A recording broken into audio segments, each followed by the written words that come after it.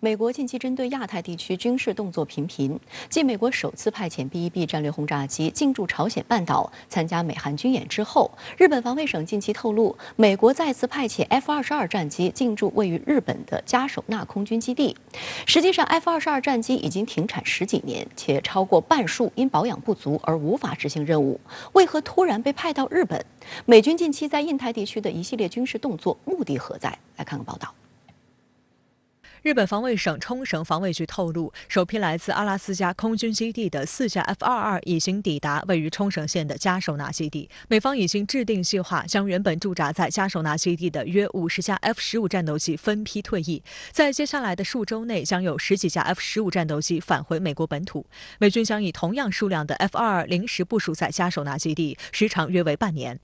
深圳卫视注意到，这不是 F-22首次进驻嘉手纳基地。2011年，美方也曾将15架 F-22临时部署在此。嘉手纳基地是美空军在远东的最大规模据点之一。目前部署在该基地的作战力量包括大量战机、侦察机、预警机和空中加油机等。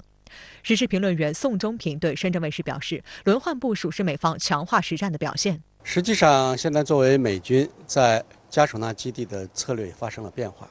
之前呢是常驻的是 F-15战机，现在呢通过轮换的方式，包括 F-22战机，未来呢也不排除 F-35A 型战机都会进驻，而且采取的是一种轮驻的方式。这种轮流驻扎其实是有一定的好处，就是可以熟悉战场的空域环境。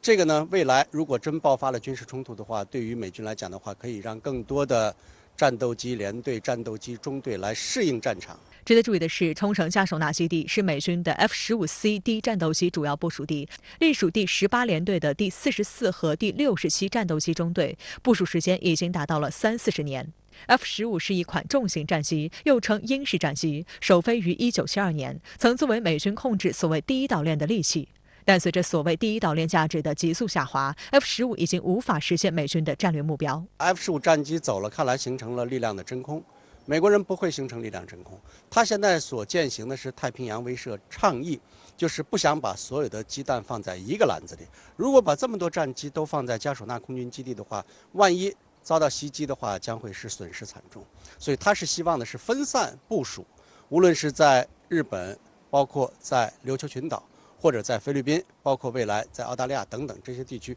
都要把它变成是自己驻扎的一个前线以及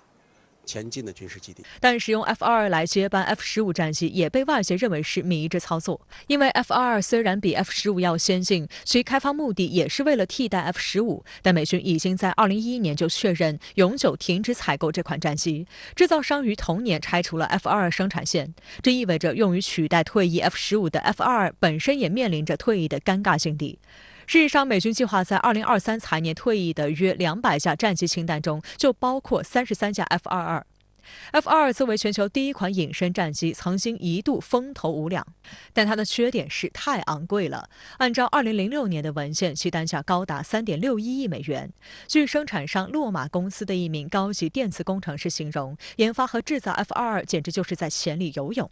事实上，仅研发就耗资280亿美元。此外，由于研发阶段还处于冷战时期，因此 F-22的设计目标就是与苏军对抗。但冷战一结束，这款战机的价值就严重降低了。还有美国飞机维修工程师表示 ，F-22的设计过于紧凑，已经不存在任何升级的可能性。因此，在2008年华尔街金融海啸之后，美国空军预算大减，终于在2011年第195架，也是最后一架 F-22交付后，美军就宣布再不采购，洛马公司随即拆除生产线。